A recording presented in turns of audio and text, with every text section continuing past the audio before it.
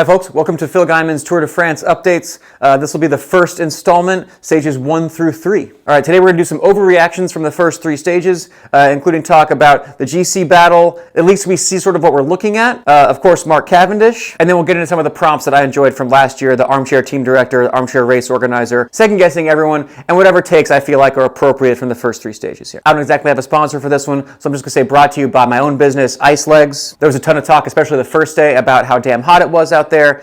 These riders are hopefully taking ice baths of some sort between the stages. Those ice baths will reduce inflammation, reduce your overall body temperature, reduce your resting heart rate, you'll sleep better, you'll feel better, you'll ride better the next day. What the ice bath also does is takes 75 trips of ice to a bath that you may or may not have. It drips water on the floor, and you're freezing your crotch unnecessarily. My invention is Ice Legs, which is a series of basically ice packs that just wrap around your leg and Velcro on there. So you get the cold therapy where you need it and not where you don't. It's mess-free, easy, lives in your freezer.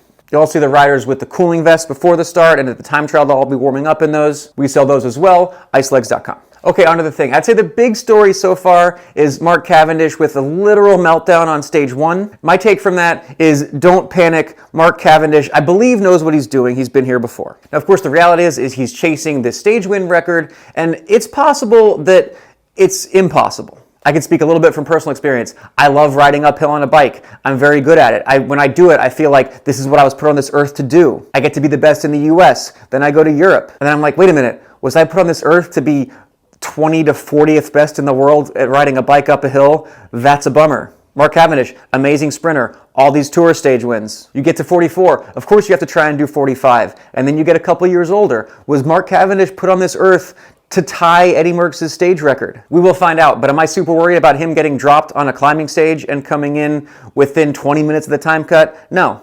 But what you have to keep in mind is for every minute that Mark Cavendish is off the back is a minute that he gets to pace himself, he gets to go the speed that he wants, while other sprinters are hanging on for dear life, only to also eventually get dropped, but just later. Mark's only job is to make time cut. He knows that's going to be like about 40, 45 minutes. Yesterday I was walking the dog and the crosswalk light, bear with me, the crosswalk light went on, and then she's an old dog, she's 15, and as she's halfway across the street, it starts doing the flashing countdown thing, and it's Ventura Boulevard. But she knows, as long as she gets there, if it says 9, 8, 7 seconds, she's fine. It's only when the light turns green that we have a problem. Mark Cavendish was well within his time limit. I said in my tour preview, if Mark Cavendish is able to get this result, it's from being cagey, from being sneaky, from using his experience. And part of that might just be from intentionally losing time and saving his legs and using his team to his advantage. So the other sprinters had a tough day. He had a zone 2 ride with his buddies. I'm not saying that's what happened. I'm not saying he wasn't struggle bus from the first climb, but it's possible. Don't count him out. The other big news from the first 3 stages, of course,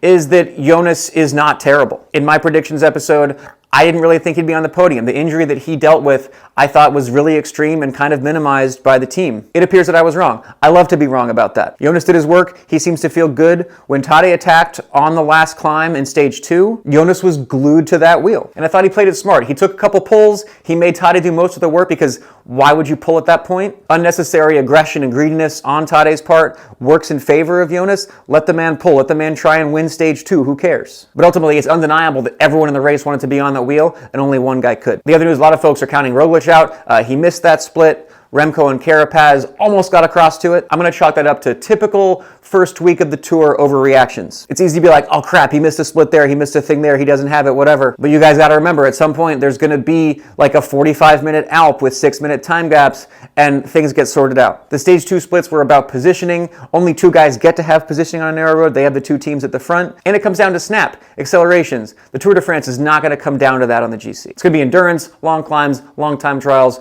who has the power to wait on week 3. So we've seen a glimpse of who the hitters are and how it's going to look, but nothing's locked in yet. Okay, mishap of the tour so far. I'm going to say the absence of Sepp. We like watching him, and I think that Jumbo is going to miss him. Other mishap, the Jumbo-Visma team bus data center drama, who cares? So if you missed that, congratulations. But they had their point is that the DS doesn't have information. They're in a car, they got radio, they've got an iPad they're watching the thing on. So they established this like van data center, looks like an FBI spy van from a bad movie. And in there they can crunch a bunch of numbers and relay that to the DS and kind of remotely. And the UCI was like, we don't know what you're talking about. That's banned. Nah.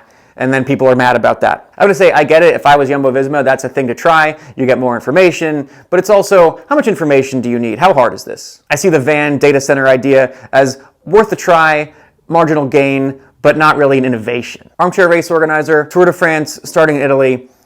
That's confusing, knock it off. Italy's lovely, no offense, and they all do crossovers and go into different countries, but they've got their own Grand Tour. If I signed up for a bike tour in France and found myself in Rome, I'd be like, what the fuck? Okay, also, armchair race organizer, 230K flat stage.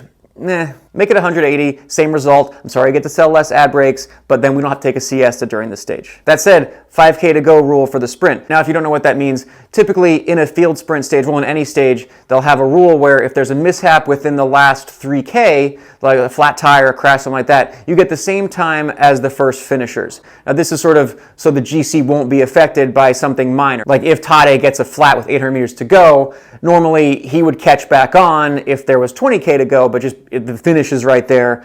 They don't want to just chop it off, and that ruins the whole bike race for everyone. So they kind of have the 3K to go rule so that the GC guys and everyone isn't fighting for positions. Only the sprinters have to fight for position in the last bit. The idea there is to reduce the chance of crashes so not everyone is kind of trying to be in the same place. For this sprint, they made that rule 5K to go, which is just less of a chance for crashes at the end. That said, why not make it 10K to go? On a stage like today's, why not make it 50K to go? The traditionalists hate this, and I kind of get their point. The thing is, it is a bike race. You want the person, like if one GC guy makes the front split ahead of the crash, ahead of whatever splits happen in the sprint, it's a bike race. That's a skill. He should be rewarded for that. So they're sort of removing an element of the bike race from the bike race. But I think with the speeds the race is going now, the 5K rule is a good compromise. That'll bring us to the surprise winner so far, Biniam Girmay. His first Tour de France stage win, I believe. That dude's been in the mix for a long time. He dodged whatever scrum, put a few of the race sprint favorites behind him. Perfectly timed move up the outside. Very well deserved. Armchair team director, it's always funny to me which teams go to the front and start pulling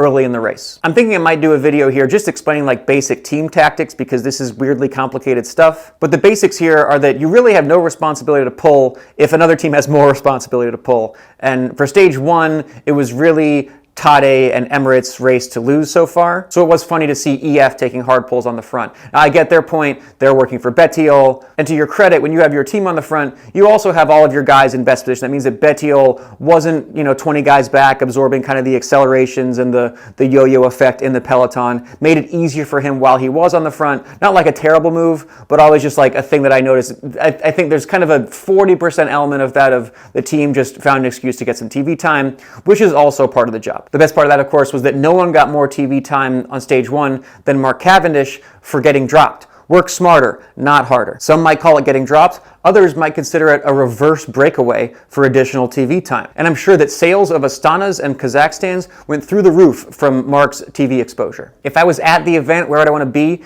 Stage 2, final climb, where Tade made his attack. The fans there looked like they were having a blast. It was hot out. They were all like half naked. But respect to the fans for being out there all day. And honestly, the fans have been pretty well behaved so far. There was a point, there's dudes jumping over the barriers and chasing, but like no terrible drama, no crashes caused yet. And there was a spot on that climb where they had people inside of the barriers who were just clapping as they came by. They weren't chasing the group. I'm not sure how they got in there, but for a week one, notably well-behaved fans. Nice work over there. That stage at that point was a proper mess. There was one guy up the road, there was a chase group, then there was the leaders, and then the peloton, then there was the leaders and the peloton. You know it's a shit show when the TV calls a second peloton in the thing, and that just means like half the guys who just gave up, we're going to cruise in for time cut. Unanswerable questions so far. How is Jonas's form really? Obviously it's good. It's very good, but I refuse to believe that it wasn't knocked down a notch or two from having an insane crash and recovery process fairly recently. I feel like we have to see some effects from that in the next couple weeks. But in the meantime, we do have Tade being super aggressive. Some might say unnecessarily aggressive. I believe that this cost him in last year's tour. He was going for a lot of stage wins. He was sprinting against Wout for 4th place on stage 1. Why bother, dude? You need a 4th place at the tour? Keep it in your pants. But that works in favor of Jonas, which works in favor of us having a bike race to watch. That's it for today. Thanks for watching and sharing. Check out icelegs.com. See you next time.